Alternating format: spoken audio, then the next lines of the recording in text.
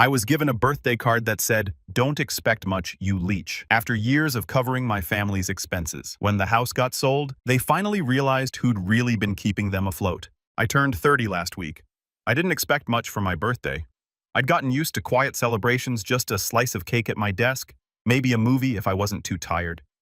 Still, I thought this year might be different. I don't know why. Maybe because 30 felt big, like maybe they'd finally see me as more than just the help. The invitation came through the family group chat 2 days before. Mom's Sunday dinner at 6 o'clock. Nothing fancy, but come by if you can. No happy birthday text, no cake emoji, just if you can, like, I might have something better to do. And maybe I did, but I went anyway. I always did. I showed up right on time. They lived in the same house I'd been paying the mortgage on since I was 22, after Dad lost his job and Mom's hours got cut. I'd picked up side gigs, freelanced through college, ate noodles so they didn't have to. I told myself it was temporary, just until they got back on their feet. That was 8 years ago. The house still looked the same, paint peeling near the porch, garden neglected. My little brother Jason's car, a brand new Jeep, sat in the driveway. Mom always said he needed wheels to stay motivated. I was still driving the same used Honda I bought junior year. The door opened before I could knock. Jason grinned and clapped me on the back like he just let me into his party. Yo, about time. We already started eating. I walked into the dining room, and sure enough, everyone was halfway through their meal. My plate sat at the far end of the table. Cold. Nice of you to show, Dad muttered without looking up. He reached for the potatoes and passed them straight to Jason. I sat down without a word. No one said happy birthday. Not Mom, not Dad, not Jason, or my Aunt Carol, who somehow always gets invited, even though she once said I looked malnourished and underachieving. I waited thinking maybe they were saving something for dessert, a candle, a card, something, anything. Instead, when the plates were cleared, Mom reached into her purse and handed me a small white envelope. "Don't expect much," she said without a smile. "You still haven't earned it." I froze. I hadn't even opened the envelope yet, but the tone, it was already stinging. Jason laughed from across the table. "It's probably a coupon for some therapy. God knows you need it." I opened the card. It was one of those generic drugstore ones. Blue and white, a cartoon of a dog with a hat. Inside, someone had scribbled in black pen, "Happy birthday to the family Leech. Maybe this year you'll grow up." There was no signature. No love, Mom and Dad. Just that. My hands were still. My chest felt hollow, like someone had vacuumed out all the air. I looked up. Mom sipped her wine. Dad was picking something out of his teeth. Jason was grinning at his phone like he hadn't just helped gut his older brother. Then Dad said, without looking at me, "Honestly, we should have cut you off years ago. You act like we owe you something." I didn't say anything. I didn't yell. I didn't cry. I just nodded slowly, because in that moment, something in me snapped. Not in anger, not in pain, but in clarity. They didn't even know. They didn't know I'd been covering their car insurance for the past 3 years, that I'd been paying Mom's medical copays directly through the pharmacy, that I'd paid the last tax penalty so they wouldn't lose the house they now use to insult me in. They didn't know about the spreadsheet I updated every week to keep track of every cent. They didn't know because I never asked for credit, but maybe that was the problem. Dinner ended with the usual sighs and Jason asking if I could Venmo him for the difference. On some tickets, he claimed he fronted for a trip I never even went on. I nodded again, said I'd take care of it because I wasn't about to ruin my own plan by blowing up too early. I got in my car and sat there for 20 minutes, just watching the porch light flicker. My fingers hovered over the ignition. But my mind was somewhere else. 8 years back, maybe remembering the first night I transferred money for their mortgage and told myself it was love, not obligation. That night, I opened my laptop. I didn't sleep. I just started clicking passwords, log in old files, bank portals, freeze here, revoke access there. I didn't rage. I didn't type in all caps. I moved like a surgeon. I didn't just pull the plug. I rewired the entire circuit. Mom's pharmacy account disabled. Auto payments canceled. Joint utility login revoked. Every family Amazon account, Spotify, Netflix profile, and Uber Eats card they ever linked to me gone. And I left them one last gift. One final message in the family group chat. But before I hit send, I stared at the screen for a long time, rereading what I'd typed in the family group chat draft. There was no yelling in it, no swearing, no long-winded speech about how they'd failed me or broken my heart because I realized they didn't care enough for any of that to hit them. Not really. If I wanted them to feel what I felt, shock, silence, and a slow sinking horror, I needed to speak in their language. Money, so I kept it short. Effective immediately, all payments I've made on your behalf are canceled. You called me a leech. I figured I'd stop feeding. Good luck out there. Then I hit send. No emoji, no signature, just that. I muted the chat and closed my laptop. Monday morning, I didn't get up at 6:30 like I usually did. I took the day off. I slept in, made real coffee, went for a walk. I sat in the sun and tried to remember the last time I'd done something, anything, without checking whether Mom's copay had posted or whether Dad's cell bill had bounced again. I had space in my chest I didn't know I'd been missing. It felt like breathing air that didn't belong to someone else. By noon, I had 3 missed calls from Jason. By 2 p.m., the group chat went from silent to panicked. Mom, Evan, the internet's out. Can you check if you paid the bill? We can't log in. Jason, dude, why is the power off? Dad's yelling and I'm literally missing work calls. Aunt Carol somehow chiming in from Florida. This feels very petty. Evan, we've always supported you emotionally, even if we had our disagreements. I didn't respond. I just read them one by one. Watched the tone shift from smug confusion to mild irritation, then panic. Then, at 3:41 p.m., I got a call from Dad. I let it ring. He called again, this time from Mom's phone. Then again, unknown number. I finally picked up the 4th call just to see what tone he'd use. Evan, he said, comment first. We need to talk. I didn't say anything. Your mother's been crying, he added. Like that was supposed to guilt me into something. Still, I said nothing. I just think it's childish to pull the rug out from under your family. I mean, fine. You don't want to be part of things. That's your choice. But we had systems in place. You can't just cancel things without warning. You're right, I said finally. I should have warned you. He paused. So you'll fix it. No, I said I should have warned you 8 years ago when I started paying for everything, when I let you insult me with your mouse while living off my back, but I didn't. And that's on me. There was a long silence. Then Dad muttered, You've always been so dramatic. I smiled. And you've always been entitled. Then I hung up. No screaming, no theatrics, just a quiet click.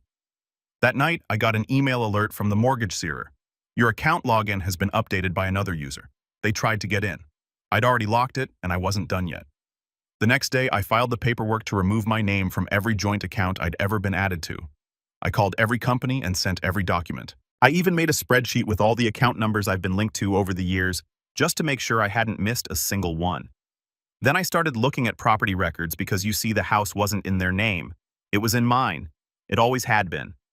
8 years ago, when they were too deep in debt to qualify for a mortgage, I'd bought the house under my name. Told them it was a family workaround so we could keep the roof over their heads. I let them believe it was theirs. I let them make the rules. I let them disrespect me in a house I legally owned, but I wasn't going to make that mistake anymore. 2 days later, I booked an appointment with a real estate attorney. Quiet professional, no drama. I explained the situation, showed the deeds, the payment history, the texts.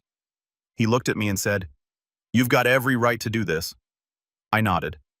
He leaned back in his chair and added, Do you want to evict them or sell the house outright? That was the turning point. That's when it stopped being about punishment and started being about freedom. I didn't answer right away. Instead, I opened my phone, scrolled through years of family messages, photos, passive-aggressive jokes, guilt trips, and reminders to help out because we're struggling. Then I went back to that birthday card. Maybe this year you'll grow up. I looked at the attorney, smiled, and said, Let's list it. The house hit the market a week later, quietly. No for sale sign on the lawn, no warning dropped in the group chat, just a discreet listing through the attorney's recommended realtor. She was sharp, efficient, and not the type to ask personal questions when you said, Yes, I own the house. No, they don't know that yet. We scheduled the first walkthrough for a Tuesday afternoon. I picked a time I knew Mom would be at her weekly church volunteering shift, and Dad would be out at one of his endless networking lunches that never seemed to lead to a job. Jason, as usual, was probably gaming upstairs with noise, canceling headphones on. The realtor brought in a couple and their young daughter. They were polite. The wife looked around at the kitchen and said, It has potential, doesn't it? I could hear her tone, already imagining repainting the cabinets and knocking out the ugly half wall. The husband asked about the HVAC and the roof. I had the answers ready. I'd paid for both repairs just last year after all. Halfway through the tour, I heard a door slam upstairs. Jason came thudding down the hallway in socks, hair unbrushed, wearing pajama pants. He looked from me to the couple and back again. What's going on?" he said, frowning. The little girl smiled and waved at him. The wife said, "Sorry, is this a bad time? We didn't realize." Jason turned to me. "Dude, why are people walking through the house?" I didn't respond right away. Instead, I looked around the living room, the same one where I sat countless nights during college laptop on my knees, trying to stretch my freelance gigs just enough to cover another month of their bills. Then I turned to Jason and said, "It's not your house, Jace. Never was." The realtor stepped in quickly, offering the couple a quick look at the backyard while I handled things. They nodded and went outside. Jason's face turned red. "Okay, what does that mean?" I raised an eyebrow. "Exactly what it sounds like. This house is under my name legally. I've been paying the mortgage and I've decided to sell it." He blinked once, twice, then he laughed. A short, stunned kind of laugh. "You're joking." "Nope. That's not even like you can't do that, dude. Mom and Dad live here, correct? And they've been living here rent-free while calling me a leech and handing me birthday cards with insults inside." His mouth opened, but nothing came out. He looked suddenly very, very young. "You really didn't know I asked?" After all this time, Jason shook his head. "They always said they own the house, that they let you live here sometimes out of pity." I stared at him. "You thought I was living here out of pity?" He rubbed the back of his neck and looked away. "I mean, you never had friends over. You never brought girls around. You were always working, always stressed. Because I was paying for everything. So you could sit in your room and stream video games." He swallowed hard like the math was starting to click, and then we heard the front door open. Mom. She came in holding a half-empty cup of iced coffee, chatting on the phone. She didn't see the realtor or the couple in the backyard yet. Just me standing with Jason in the living room. "Oh, Evan, are you finally fixing the sink?" Because then she noticed his expression. "What's wrong with you two?" I didn't answer. She stepped closer and narrowed her eyes. "What's going on?" Jason turned toward her, voice low. "Mom, did you know Evan owns the house?" The pause that followed felt like the universe holding its breath. Mom's face didn't twitch. Not an inch. Then slowly she lowered her drink and said, "Jason, don't be ridiculous. We let him sign the papers because his credit score was better. That doesn't mean he owns it." I smiled. She still didn't get it. "The deed is in my name," I said calmly. "I made the down payment. I've been paying the mortgage. This isn't your house." Her face twitched then. Not fear, not sadness. Rage. "You ungrateful little. How dare you try to throw your parents out of their own home?" she hissed. I didn't flinch. "Mom, you threw me out first. You've been throwing me out piece by piece for years. When you laughed at my job, when you called me a disappointment in front of your friends, when you used my money and told people I was a failure." She crossed her arms. "So this is revenge. You're evicting your family on your birthday." I laughed once dryly. "No, this isn't revenge. This is closure." Then the realtor walked back in with the couple, smiling politely. "We just love the layout," the wife said. "And the backyard's perfect. I think we'll put in an offer." Jason looked at Mom. She looked at me, and I looked at the future I should have claimed years ago. Mom didn't speak again. Not right away. She just stared at me like I was a stranger who had broken into her living room. Jason stood behind her quiet, now his earlier cocky smirk gone. The couple was chatting with the realtor about offer terms and contingencies, as if they were talking about curtains and countertops, not the implosion of the family who still technically lived there. I stepped outside to give them space and waited near the mailbox, hands in my pockets, watching the wind ruffle the weeds in the front yard I used to mow. A minute later, the realtor joined me. "They're ready to move forward," she said. "They love the place. Good offer above asking. They can waive the inspection if needed." I nodded. "Let's do it." She tilted her head slightly. "Are you sure you're okay with all this?" I looked at her. She wasn't being nosy, just doing her job, making sure the seller wasn't about to pull out for emotional reasons. A lot of people second-guessed themselves when family was involved. But I didn't. I've never been more sure of anything I said. By the time I walked back inside, Mom had taken her meltdown into the kitchen, where I could hear the telltale clinking of her wine glass being filled to the rim. Jason had disappeared, probably sulking in his room or texting someone for validation. Dad still wasn't home yet, but I could already imagine his reaction when he found out what had happened. Some overdramatic speech about betrayal, maybe a fake heart issue thrown in for sympathy. He'd always been good at performative outrage. The house was weirdly quiet after the buyers left. I sat on the edge of the couch taking it all in. Every picture on the wall I'd paid to have framed. The TV I'd bought after Dad cracked the old one during one of his outbursts. The broken lamp in the corner from a fight Jason started last Thanksgiving. All of it sat in silence like a museum exhibit called Things Evan Paid For but was never allowed to touch. It was strange. Not sad, not nostalgic, just strange. That night, I didn't go back to my apartment. I stayed in the guest room upstairs, the one Mom once called my pit stop whenever I needed to feel like a real adult. I laid down, stared at the ceiling, and didn't sleep. Not out of stress, just clarity. I woke up at 6 a.m. to the sound of Dad yelling downstairs. "You're telling me he's selling it? You let him do this?" I didn't move. I let them stew. When I finally came down, Dad was pacing the kitchen in an undershirt, phone in hand, probably trying to call the bank or the police or some long-forgotten cousin who might be a lawyer. Mom sat at the table, pale and quiet now, like the fight had drained out of her. She looked older than she had the night before. "You want to explain what this is?" Dad barked, waving a copy of the listing the realtor had emailed him after the showing. "I think the listing speaks for itself," I said calmly. He stepped closer. "You can't just stop." I raised a hand. "Before you say anything, you can't walk back. You should know that everything I've done is documented. I've got every payment, every bank transfer, every utility bill, the deed, the title, the insurance, the taxes." He opened his mouth. I cut him off. "And I've already spoken with a lawyer." That shut him up. "Where are we supposed to go?" Mom finally asked, her voice small. It was the first real question anyone had asked me in years. One that didn't sound like a demand or a guilt trip. I didn't answer right away. I just looked at her. "You had 8 years," I said softly. 8 years to figure that out. 8 years of my income, my credit, my time. You could have saved, gotten jobs that lasted, treated me like a human being." She looked away. Dad slammed his mug down. "You're no better than the rest of them," he snapped. "Turning your back on your family." "No," I said, standing tall. I'm finally turning toward myself. Jason crept down the stairs behind him, looking unsure. "Wait, are you actually serious? Like for real?" "Yes, but I live here. Not for long." He blinked like a kid being told Santa wasn't real. "I have nowhere else to go, man." I shrugged. Neither did I when I was sleeping on couches trying to keep the lights on in this house. But I figured it out. I walked over to the counter and grabbed the envelope that held the buyer's preliminary offer. 30 days, I said. That's how long the closing process takes. After that, I suggest you find your own way like I did. And with that, I left. Not forever yet, but for the moment, that was enough. I had one last move to make, and it wasn't selling the house. It was something bigger. The offer closed exactly 31 days later. I signed the final paperwork at the attorney's office with the kind of quiet, unshakable confidence I never used to have. Not around my family, at least. The realtor slid the check across the table, and I didn't even blink.